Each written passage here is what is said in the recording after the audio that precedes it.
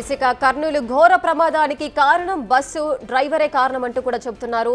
ఈ ప్రమాదానికి సంబంధించి బస్సు వి కావేరీ ట్రావెల్స్ బస్సు. ఈ బస్సు అటు హైదరాబాద్ నుంచి బెంగళూరుకు వెళ్తుంది. కర్నూలుకు చేరుకున్న తర్వాత మధ్యరాత్రి అంటే ఎర్లీ మార్నింగ్ 2:45 నుంచి 3 గంటల మధ్యలో ఈ ప్రమాదం అయితే జరిగింది. ఒక బైక్ ముందుగా వెళ్తున్నప్పుడు ఈ బస్సు వెనుక నుంచి బైక్ ను ఢీకొట్టింది అని చెబుతున్నారు. ఆ తర్వాత ఆ డ్రైవర్ అంటే బైక్ కు సంబంధించిన డ్రైవర్ మృతి చెందాడు ఏమో అంటూ కూడా ఎవరైతే ఢీకొట్టారో ఆ బస్సు డ్రైవర్ భయపడి వేరే వ్యక్తిని అంటే వెనకాల ఉన్న డ్రైవర్ ను లేపే ప్రయత్నం చేశాడు. ఒకవేళ 200 మీటర్లు అంటే ఆ బైక్ డ్రైవ్ చేస్తున్న వ్యక్తి చనిపోయాడేమో, ఈ కేసు నాపైన వస్తుందేమో అని అంటూ కూడా తప్పించుకునే ప్రయత్నం చేశాడు మెయిన్ డ్రైవర్.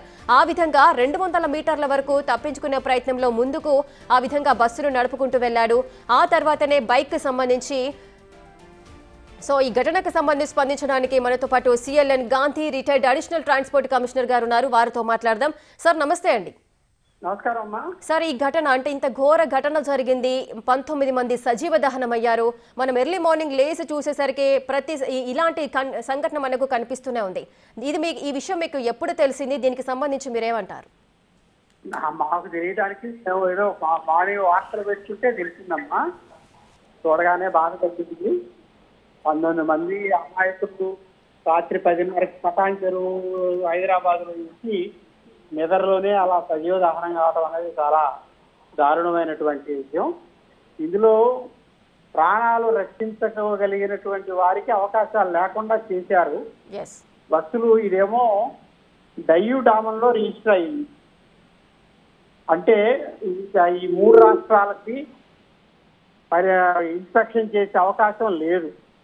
అక్కడే ఫిట్నెస్ తీసుకున్నారు, అక్కడే పర్మిట్ తీసుకున్నారు, అక్కడి నుంచి ఆపరేట్ చేస్తూ ఇప్పుడు హైదరాబాద్ టు బెంగళూరు తిరుగుతున్నారు. ఈ బండిలో ఎమర్జెన్సీ డోర్ సరిగ్గా పనిచేస్తుందో లేదో తెలియదు. గ్లాసులు బ్రేక్ చేయడానికి హ్యామర్లు ఉన్నాయో లేదో తెలియదు. ఆ ఫైర్ రెసిస్టెంట్ మెటీరియల్ ఆ బస్సుని ఫ్యాబ్రికేట్ చేసేటప్పుడు వాడారో లేదో తెలియదు. ఫైర్ సప్రెసెంట్ మెటీరియల్స్ వాడాలని నిబంధనల్లో ఉన్నప్పటికీను ఆ నిబంధనల ప్రకారం చేసినట్టుగా కనపడటం లేదు. సార్, మీరు రిటైర్డ్ అడిషనల్ ట్రాన్స్పోర్ట్ కమిషనర్ గా పనిచేసి మీరు రిటైర్ అయ్యారు. సో ఇటువంటి ప్రమాదాలు జరిగినప్పుడు డ్రైవర్ల యొక్క పాత్ర ఎంతవరకు ఉంటుంది? అంటే ప్రయాణికులను ఎంతవరకు వాళ్ళు అలర్ట్ చేయొచ్చు? వారిని కాపాడే అవకాశాలు 100% డ్రైవర్స్కి ఉంటాయి. అలాంటప్పుడు డ్రైవర్లు తమని తామే కాపాడుకునే ప్రయత్నం చేశారు తప్ప బస్సులో ఉన్న వాళ్ళని ఎవరిని కూడా కాపాడే ప్రయత్నం ముందుగా చేయలేదు. ఒకవేళ చేసి ఉంటే ఇవి నష్టపరిహారం అంటే ఈ ప్రాణ నష్టం సంఖ్య అనేది తగ్గే అవకాశాలు ఉండేవంటారా? నిజానికి బస్సు బాడీ ఫ్యాబ్రికేషన్ నిబంధనల్లోనే డ్రైవర్ దగ్గర ఒక అలారం బటన్, ప్యానిక్ బటన్ ఉండాలి. డ్రైవర్ ఇమీడియట్ గా ఇలాంటి ప్యానిక్ ఇన్సిడెంట్ జరిగినప్పుడు, ప్రమాదం లాంటివి జరిగినప్పుడు ఆ ప్యానిక్ బటన్ నొక్కితే బస్సులో ప్యాసింజర్స్ అందరికి అలారం వినపడి వాళ్ళు అలర్ట్ అయ్యి సెల్ఫ్గా రక్షించుకోవడానికి అవకాశం ఉంటుంది. డ్రైవర్ కేకలు పెట్టడానికి డ్రైవర్కి ఉండదు. ఆ అలారం బటన్ ఉన్నట్టుగా లేదు. అది రూలు AIS 15 ప్రకారం ఆ డ్రైవర్ దగ్గర ప్యానిక్ బటన్ అలారం బటన్ లాంటిది ఏర్పాటు చేయలేదు. రెండు అమ్మా AIS 15. ఓకే, అంటే ఈ రూల్ ఎన్ని సంవత్సరాల నుంచి మనకు అమల్లో ఉంటుంది? దాదాపు 2024 నుంచి ఉందమ్మా అమల్లో. ఓకే, అంటే ఈ బస్సు తయారైందే 7 సంవత్సరాల బస్సు అని చెబుతున్నారు. ఇది పాత బస్సు కాబట్టి అటువంటి అలారం సిస్టమ్ ఇందులో లేదంటున్నారు. ప్రతి సంవత్సరము ఫిట్నెస్ రెన్యూ చేసేటప్పుడు ఇవన్నీ ఉన్నాయా లేదా చూడాల్సిన బాధ్యత ఆ ఫిట్నెస్ రెన్యూ చేసే motor vehicle inspector. Yes sir, మీరు అన్నట్టుగానే ఇప్పుడు ఆ మోటార్ సైకిల్ ఇన్స్పెక్టర్ ఎవరైతే ఉన్నారో మరి ఎందుకు దీనికి ఎంత పర్మిషన్ ఇచ్చారు? ఫిట్నెస్ కూడా ప్రాపర్ గానే ఉంది, ఫిట్నెస్ సమస్య ఏదీ లేదు అంటూ కూడా మంత్రులు చెబుతున్న సందర్భాలు ఉన్నాయి. దీన్ని ఏ విధంగా చూడాలి? బండి దాద్రా నగర్ హైవేలీలో రిజిస్ట్రేషన్ అయ్యింది డయ్యూ డామన్లో. అక్కడ ఇన్స్పెక్టర్లు చెక్ చేసి ఇన్స్పెక్షన్ ఇచ్చారు, కానీ ఇక్కడ వాళ్ళకి తెలియదు. ఫిట్నెస్ సర్టిఫికేట్ అనేది సంవత్సరానికి ఒకసారి ఇస్తారు, కానీ ప్రతిరోజు బండిని తనిఖీ చేయవలసినటువంటి మేనేజ్మెంట్ ఈ ఫైర్ సేఫ్టీ ఎక్విప్మెంట్ బస్సులో ప్రాపర్గా ఉందా లేదా, గ్లాసులు బద్దలు కొట్టడానికి సరైన హ్యామర్స్ సరైన ప్లేసుల్లో ఉన్నాయా లేవా, ప్యానిక్ బటన్ ప్రెస్ చేయడానికి డ్రైవర్ దగ్గర అది ఫెసిలిటీ ఉందా లేదా, ఏదన్నా ప్రెషర్ వచ్చినప్పుడు మన ఎయిర్ బ్యాగ్స్ రిలీజ్ అయినట్టుగా ఎమర్జెన్సీ డోరు ఫ్రంట్ డోరు కూడాను ఆటోమేటిక్గా ఓపెన్ అయ్యే సిస్టమ్ ఉందా లేదా, ఈ జాగ్రత్తలు బస్సు ఫ్యాబ్రికేట్ చేసేటప్పుడు, బండి రిజిస్ట్రేషన్ చేసేటప్పుడు, బండి ఫిట్నెస్ రెన్యూ చేసేటప్పుడు అధికారులు చూడవలసి ఉంది. ఇవేవి చూసినట్టుగా లేరు. ఇక్కడ మోటార్ వెహికల్ ఇన్స్పెక్టర్లు అవన్నీ చూడగలిగిన టైం కాదు అది. రాత్రి 10ంటికి బస్సు బయలుదేరితే ఎవరొచ్చి చూస్తారు, ఎప్పుడొచ్చి చూస్తారు? సార్, ఇంత పెద్ద భారీ ప్రమాదం జరిగి ఇంత ప్రాణ నష్టం జరుగుతుంది కదా, సో మీరు ఈ బస్సులో ఎటువంటి లోపాలను మీరు గుర్తించారు? ఇప్పుడు నేను చెప్పిన అన్ని లోపాలేనమ్మా. డ్రైవర్ దగ్గర ప్యానిక్ బటన్ లేదు. ఓకే. గ్లాసులు బద్దలు కొట్టడానికి సరైన హ్యామర్స్ ఏర్పాటు చేయలేదు. ఫ్రంట్ డోరు ఆటోమేటిక్ గా లాక్ కాకుండా అసలు ఏదన్నా ఇలాంటి జరిగినప్పుడు ఆటోమేటిక్ ఓపెన్ అయ్యేటట్టుగా ఉండాలి. ఇవన్నీ మ్యానుఫ్యాక్చరింగ్ లోపాలు. ప్రయాణికులకి అవేర్నెస్ కల్పించాలి. విమానంలో కనుక ఎయిర్ హోస్టెస్ అందరికీ చెప్తారు కదా, మీరు సీట్ బెల్ట్ పెట్టుకోవాలి, పైనుంచి మాస్క్ వస్తుంది ప్రెషర్ కనుక తగ్గితే, తర్వాత ఎమర్జెన్సీ డోర్లు ఫలానా చోట ఉన్నాయి, ఎమర్జెన్సీ డోర్ లీడ్ చేయడానికి ఫలానా లైట్లు ఉన్నాయని అట్లా చెప్తారు. బస్సుల్లో కూడా ప్రయాణికులకు అలాంటి అవేర్నెస్ యాక్టివిటీ చేయాలి. ప్రతి ఒక్కళ్ళకి ఒక పాంప్లెట్ లాంటిది ఇవ్వాలి. బస్సులో ఏది ఎక్కడ లొకేషన్ ఉందో ఆ మ్యాప్లో ఉండాలి. హ్యామర్ ఎక్కడ లొకేషను, ఎమర్జెన్సీ డోర్ ఎక్కడ లొకేషను, ఎమర్జెన్సీ డోర్ ఎలా ఓపెన్ చేయాలి, అలాగే ఫ్రంట్ డోరు ఎలా ఓపెన్ అవుతుంది, ఏ దారిలో ప్రయాణం చేయాలి, అన్నీ ఉండాలి. అలాగే బస్సులో దారి సరైన వ్యక్తితో ఉందా లేదా చూసుకోవాలి. పైన పడుకున్న ప్రయాణికులు ఎమర్జెన్సీలో ఎలా దిగాలో తెలియజేసే విధానంగా ఉండాలి. ఈ లోపాలన్నీ ఉండటం వల్ల ఎక్కువ ప్రాణ నష్టం జరిగింది. ప్రమాదం అనేది జరిగినప్పటికీను ప్రమాదం జరిగినప్పుడు తక్కువ నష్టంతో ఎలా బయటపడేటటువంటి రక్షణ వ్యవస్థని చట్టంలో ఉన్నటువంటి నిబంధనలను పాటిస్తూ చేయాలి. వాటిని అమలు పరిచే బాధ్యత మేనేజ్మెంట్, ఎన్ఫోర్స్మెంట్ డిపార్ట్మెంట్స్. ఇప్పుడు ప్రతిరోజు ఒక చెక్ లిస్ట్ పెట్టుకుంటే విమానాన్ని బయలుదేరదీయబోయే ముందు ఒక చెక్ లిస్ట్ ఉంటుంది. ఆ చెక్ లిస్ట్ అంతా కరెక్ట్గా ఉంటేనే ఆ పైలట్ విమానాన్ని నడపడానికి అనుమతిస్తారు.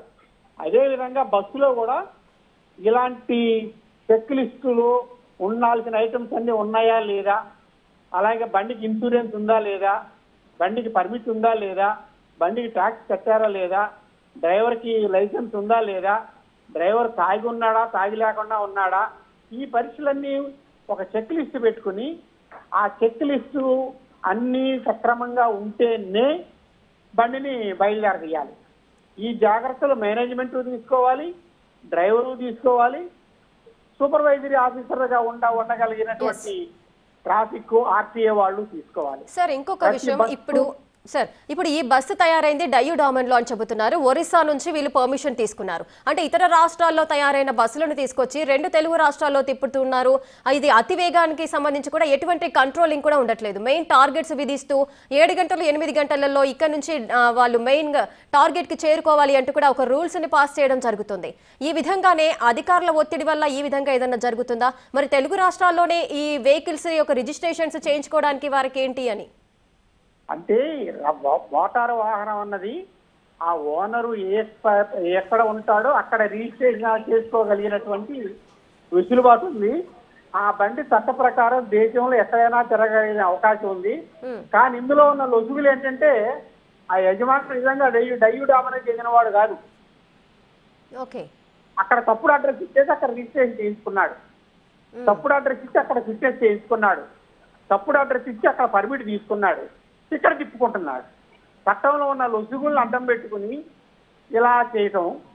ఇప్పుడు అతను చట్టపరంగా బస్సును మెయింటైన్ చేస్తే బస్సు ఎక్కడ రిజిస్ట్రేషన్ అయితే మాత్రం నష్టం ఉంది. కానీ అక్కడ సరి అయినటువంటి పర్యవేక్షణ ఉండదు కాబట్టి ఈజీగా పనులు జరుగుతాయి కాబట్టి అక్కడ చేయించుకున్నారు. ఇక్కడ ఈ నిబంధనలు పాటిస్తారు కాబట్టి ఇక్కడికి రావటం లేదు. అంతే. ఆ చట్టంలో ఉన్న లొసుగులను అడ్డం పెట్టుకుని ఇలా మేనేజ్మెంట్ చేస్తున్నారు. సార్ వీటికి సంబంధించి అటు ఇన్సూరెన్స్ ఉంది అంటున్నారు, ఫిట్నెస్ ఉంది అంటున్నారు, కొంతమంది ఉంది అంటున్నారు, కొంతమంది లాస్ట్ ఇయర్ దీనికి ఫిట్నెస్ చెల్లిపోయింది అని చెబుతున్నారు, కొంతమంది మంత్రులేమో ఫిట్నెస్ ఉంది, దానికి ఫిట్నెస్ ఒక కారణంగా మనం అనుకోవడానికి లేదు అని చెబుతున్నారు. నిజంగా అన్ని నిబంధనలను పాటిస్తున్నాయా ఈ ప్రైవేట్ ట్రావెల్స్ యాజమాన్యాలన్నీ కూడా? నిజంగా అవి పాటిస్తున్నాయని నేను అన్నమ్మా. మీరు ఇప్పుడు ఇందాక చెప్పినట్టుగా వీటికి వ్యాలిడ్ రికార్డ్స్ ఉన్నాయా లేవా అనేది తర్వాత తెలుస్తుంది. ఇప్పుడు సంఘటన జరిగిన దానికి నేను పరిష్కారం మాట్లాడుతున్నాను. సంఘటన జరిగిన దాన్ని జరగకూడదు జరిగింది. జరిగినప్పుడు ప్రాణాలు తక్కువ పోయేటట్టు, ఆస్తి నష్టం తక్కువ జరిగేటట్టు, ప్రజలు క్షేమంగా బయటికి వచ్చేటట్టుగా ఎగ్జిట్ ప్రాపర్గా గైడెన్స్ ఉండటం లేదు అన్నది నా బాధ, ఆవేదన. నిజంగా ఇవన్నీ ఉంటే ప్రతి ఒక్కడు ఆ గ్లాస్ బద్దలు పెట్టి బయటికి వెళ్ళేవాళ్ళు కదా. చుట్టులు ఉంటే కనుక కామర్లు ఏర్పాటు చేసి ఉంటే, ఫైర్ ఎక్స్టింగ్విషర్ సరైన పెట్టుకుంటే మరి ఉపయోగించుకుని ఉండేవాళ్ళు. వాళ్ళ ప్రజలకి ప్యాసింజర్లకు అవేర్నెస్ కలిగించి ఈ లోపాల వల్ల ప్రాణాలు నష్టపోయాం మనం. ఈ రోజున 19 మంది ఇక్కడ చనిపోయారు. మొన్న ఈ మధ్య రాజస్థాన్లో 16 మంది చనిపోయారు.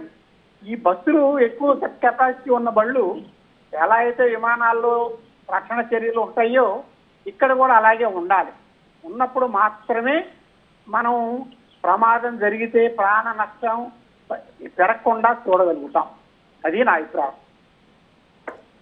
సార్, ఇంకొక విషయం ఏంటంటే ఇప్పుడు నార్మల్గా ప్రైవేట్ యాజమాన్యాలు ఒకవేళ డ్రైవర్స్ని అలాట్ చేసుకోవాలి అనుకుంటే వారికి ఎటువంటి టెస్టులు కానీ ఏదైనా కండక్ట్ చేసే అవకాశాలు ఉంటాయా? ఏ విధంగా డ్రైవర్స్ని వాళ్ళు రిక్రూట్ చేసుకుంటారు? ఇవన్నీ మీరు మాట్లాడేది లాంగ్ రన్ ప్రాసెస్. నేను అడిగేది ఏంటంటే అసలు ఇమీడియట్గా చెక్ లిస్ట్ ఎందుకు పెట్టరు? డ్రైవర్కి లైసెన్స్ ఉందా లేదా, డ్రైవర్ తాగి ఉన్నాడా లేడా, డ్రైవర్కి ఏమైనా పెనాల్టీలు ఉన్నాయా, బస్సు మీద ఏమైనా పెనాల్టీలు ఉన్నాయా, బస్సుకి ఫిట్నెస్ ఉందా, బండికి వ్యాలిడ్ ఇన్సూరెన్స్ ఉందా, ఇవన్నీ కూడాను చెక్ పెట్టుకోవాలి ప్రతి రోజు కూడాను. ఇది బండి డ్రైవర్ వెరిఫై చేసుకోవాలి, బండి యజమాని వెరిఫై చేసుకోవాలి, సూపర్వైజర్ ఆఫీసర్లుగా ఉండేవాళ్ళు కూడా వెరిఫై చేసుకోవాలి.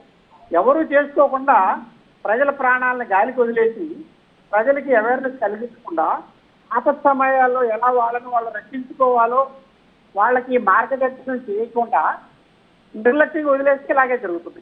అది బాధ కలిగించే. రైట్, థ్యాంక్ యూ సార్, మీ స్పందన తెలియజేయండి.